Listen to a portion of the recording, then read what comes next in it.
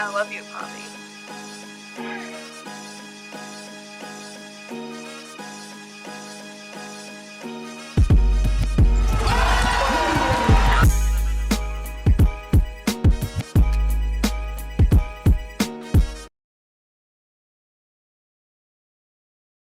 Boss man, how you doing? Appreciate you guys for having me.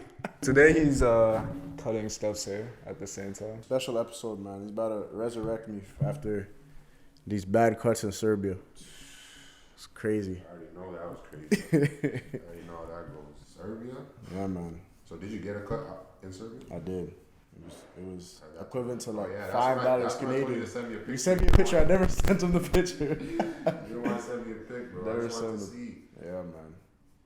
So how's business going for you right now? This is going really well. Yeah. Really well. Business is booming right now. Mm-hmm. So this year, or this summer at least, you're not looking at playing in the CBL this year. What made that decision for you? I just feel like I have really good momentum with the Barber brand. Yeah. I want to give myself one summer to just lock in on it and kind of see where it takes me. Okay. Trying to play for Team Canada again, if it's possible. For sure. Always trying to get around Team Canada. Yeah. It's always a blessing to represent your country. So most definitely trying to get around them. Tell us a little bit about that experience in Brazil with the AmeriCup team. Crazy. Yeah. Crazy. Played Brazil. The whole arena was sold out, going crazy. Yeah. Words can't even describe that experience. And that was our first game, so that was my first opportunity to play for Team Canada against Brazil, in Brazil. So definitely a surreal moment for me. What was the best thing that you did or saw off the court when you were over there in Brazil? Off the court? Could be food. The Brazilian steakhouse. Okay. For sure. Yeah. Definitely a vibe. Probably the best steak I've ever had. Really? To be honest, yeah. Wow. That's what they're known for out there. Yeah. Okay. No baddies over there? No comment. No comment. Obviously, being a barber was something that you've wanted to do for a while. Being a barber is something that I've been for a while. Yes, low key. I started cutting hair when I was 12 years old. It was kind of like a family tradition. And I just kept doing it. And I guess my business mentality is the reason why I turned it into a legit brand. Yeah, that's kind of how it started. I kept building it organically. So when did you realize you could do that and play ball at the same time? I realized that very early because I've been playing basketball for pretty much my whole life. And like I said, I started when I was 12. So every team that I played on starting with AAU, I was always a team barber. But I didn't think I could do it as a pro, I'm not going to lie. Until I did it my first year with London Lightning. I had a little setup as a barber shop in my apartment. When I realized I could do it there, I just kept doing it. Every other team I played on. So outside of intangibles of discipline and hard work and all that, what do you think carried over from basketball into being a barber? A lot, almost everything, to be honest. Like you said, discipline, the hard work. I feel like I always have to be busy because I'm so used to always being in the gym, being the first one in, the last one out to leave. So I kind of take that same mentality into barbering. I always have to feel like I'm being productive, no matter what. So because you still play ball, what have you learned from being a barber / entrepreneur that you can add to your basketball career? Basketball? Yeah. The higher level you get in basketball, the more it is an actual business. So just learning how to navigate my way through that, learning how to talk to people, everything really. So was it hard for you to network right away and stuff, or no? Nah, the networking came pretty natural. Because you're already on the team. Exactly, I'm already on the team, and that's pretty much automatically at least 10 out of the 12 players on the roster are gonna need haircuts. Yeah. So it was automatic clients for me, so the networking came easy. Nah, this is so funny the way you Bro, I'm trying to ask my question. I can't even listen, bro. It's So when did you realize that you want to start creating products? It's something I always wanted to do, to be honest. I went to school, university for business. Yeah. So So I knew I needed something that was scalable and something that could make me passive income. So it's just a matter of finding the right manufacturer, doing my research, testing a bunch of samples, and I always had in my mind that I wanted to do that. I was just executing it the right way. And so how do you like market it in like a saturated industry? Because like everyone's got a beard oil, you know. So And that's why I took my time, and did the research and made sure that I had the best one possible. okay. So that like, I'm confident when I'm marketing it. Okay. So is there like, I don't know if you don't have to answer this, but has there been like a favorite client that you've had to cut their hair? Favorite client? Yeah. I love all my clients. Yeah, of course. There you go. I love all my clients, but probably I'll say my 2 favorite clients, my 3 favorites, Steph, and then Earl Watson. Okay. He's like the OG, he puts me on a lot of games, we have a lot of real talks. And then Gary Trent. Yeah. Gary Trent was definitely a cool client to have. Your slogan. I don't know if it's your official slogan, but I know that one time. Something like that. Yeah. Something like that, right? More than a cut. Yeah. Just talk about, how important it is to build relationships with your clients and kind of, just talk to them and get to know them on a deeper level than just being their barber. Yeah, for sure. So the more than a cut, that's like the main part about it is the relationship building between me and the client. That's something that I take serious, and that's what honestly makes it fun for me. Just the relationship building, whether it's basketball players, whether it's CEOs, whether you're 60 years old, whether you're a young boy, 15. Yeah.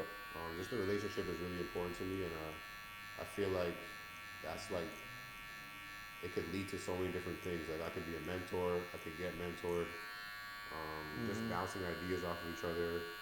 I've been invited to weddings, so things like that definitely makes my job a lot better. For sure.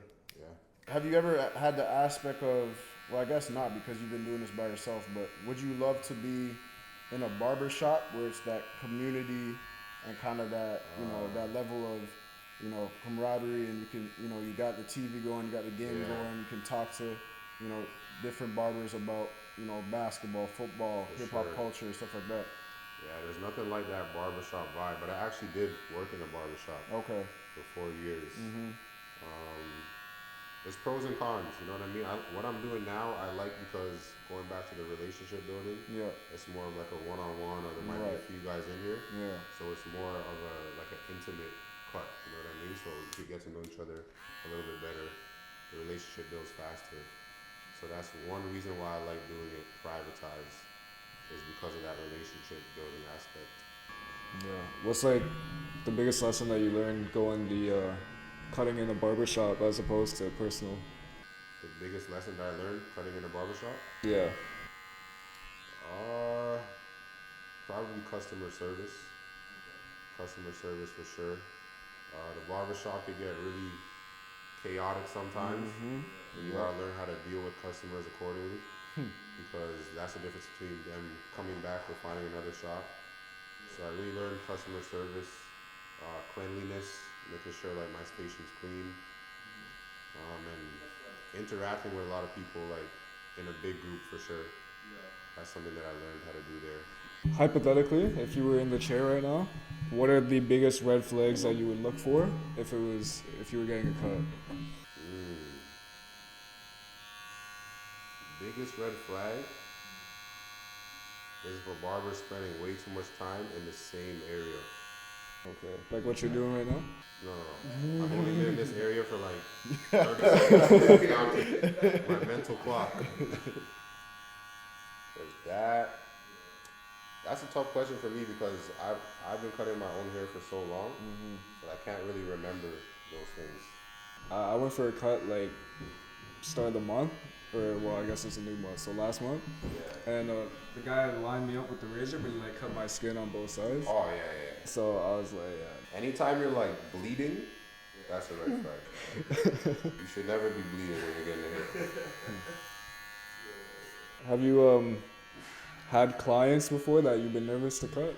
When I first started out, but now I'm pretty confident in my ability, so I don't really get nervous anymore. To be honest, I feel like I could honestly give whoever I'm cutting like the best cut that they could possibly get.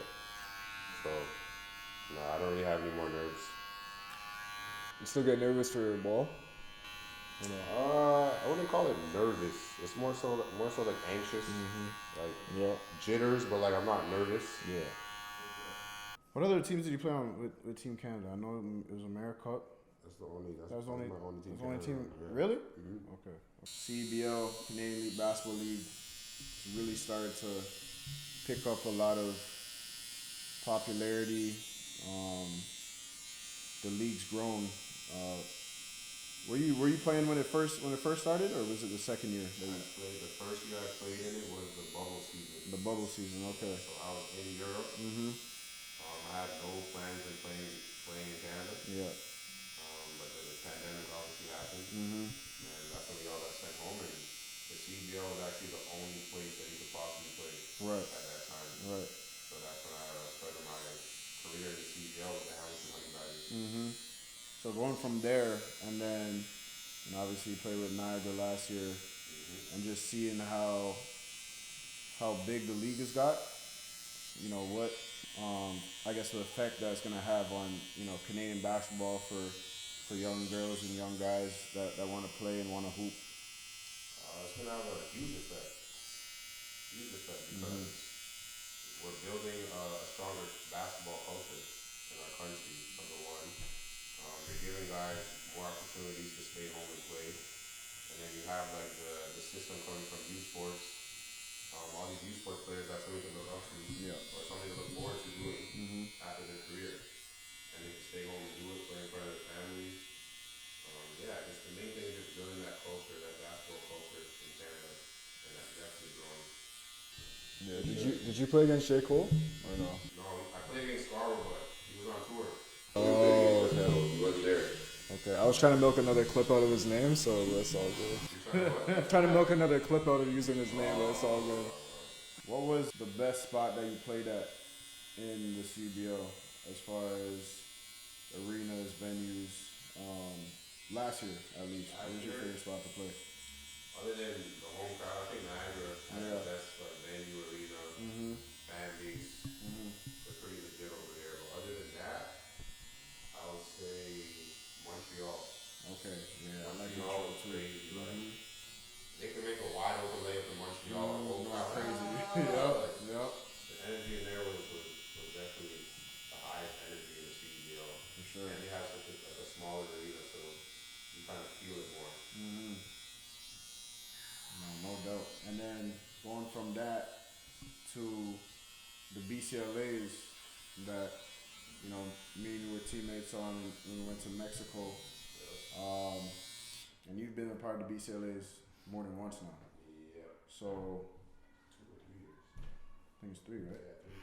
So talk about that experience, and a lot of people might not really understand what the BCLAs, the Basketball Champion Leagues Americas is, but talk about how that has allowed you to see new places and new venues that you probably wouldn't have been able to do. The BCLA was dope. Super dope. So I got to go to Nicaragua, Mexico, Calgary. Those are 3 places that I hadn't been to before that. Yeah. So that in itself was cool. Another thing that actually shocked me about the BCLAs was the competition level. Like the Champions League in South America is no joke. Like those guys can hoop. Those guys are all national team players. A lot of the guys that I've seen when I was in Brazil with the national team are the same guys who are playing in the BCLAs. So the competition level kind of caught me by surprise, but it was good to play against high level talent. For sure. What level of basketball do you miss playing the most, or what stage of basketball, if you could go back and play, again, what would you do? Would it be college? Would it be? Definitely be college. Yeah. For sure. There's nothing like NCAA. There's nothing like March Madness. There's nothing like the conference tournament. Yeah. I would definitely say college for sure. feel like anybody would feel that way. Yeah, I feel the same way. How old are you now? 20, 29. 29.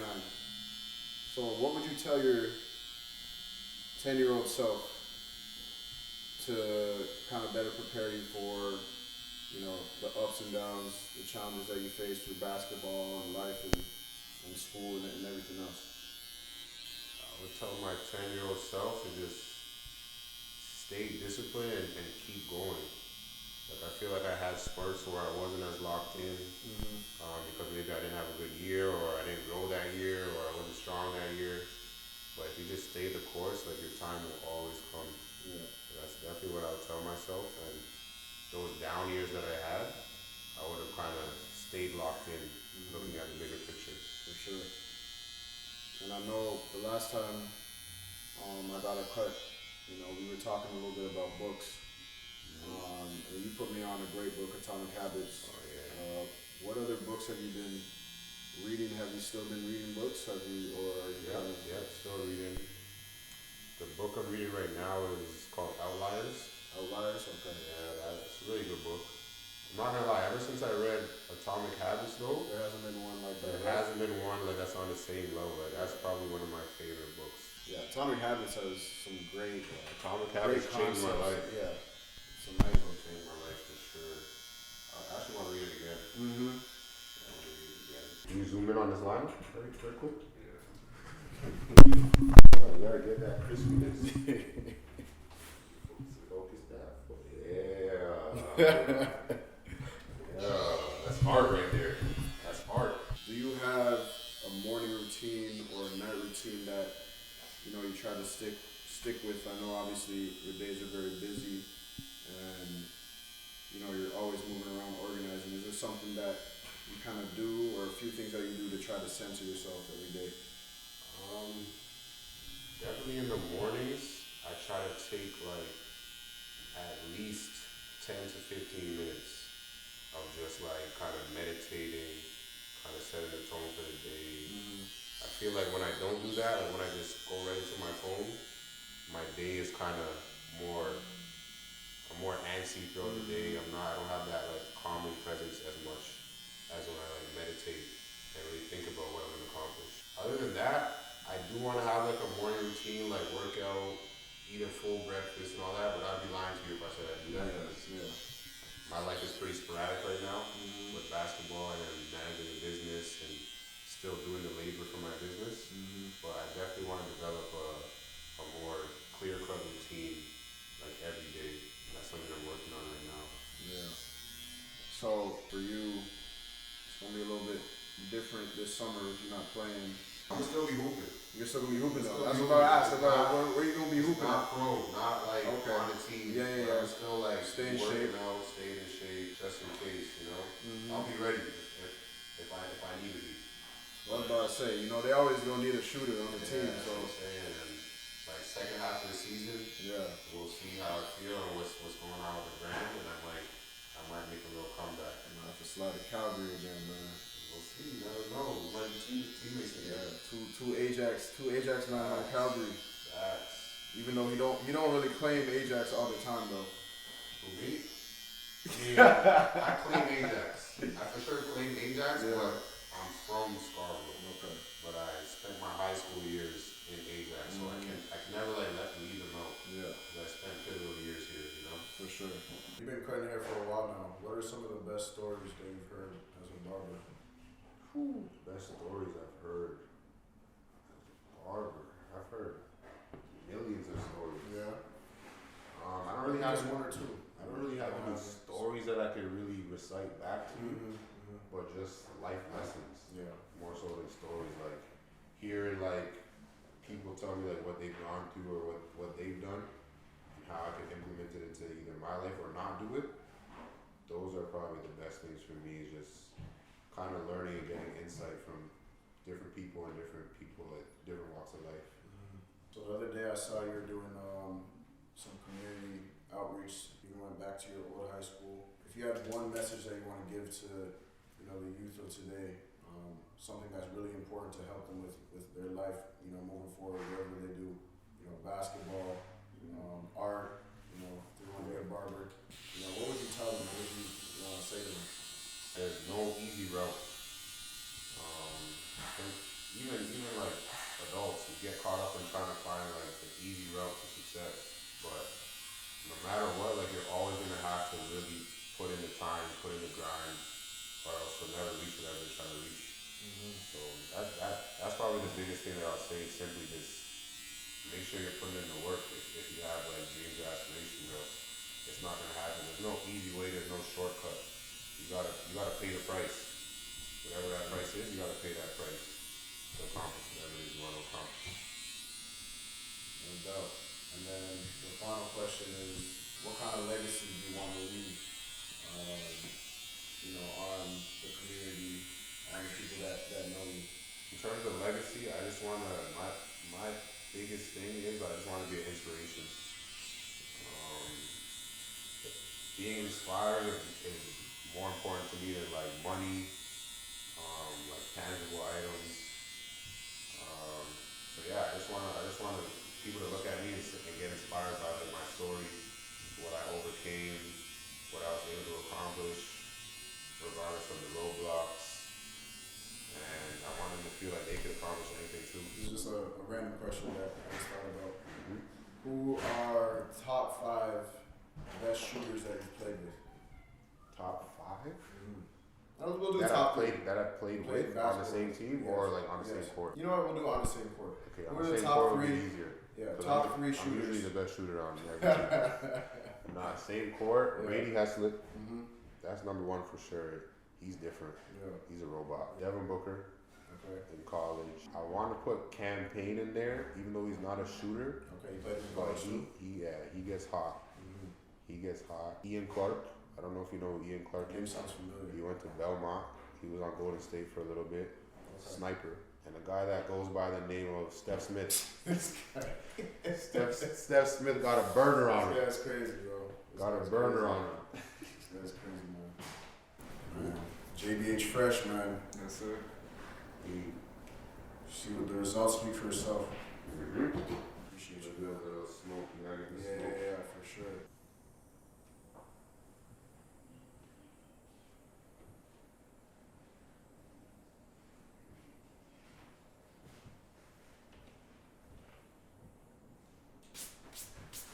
I feel great. That was definitely more than a cut. More than a cut. More than a JBH cut. Fresh. You heard it. Put it all the way right here. That's tough. Nice size, sleek, Everything you need, man. real leather. Yeah.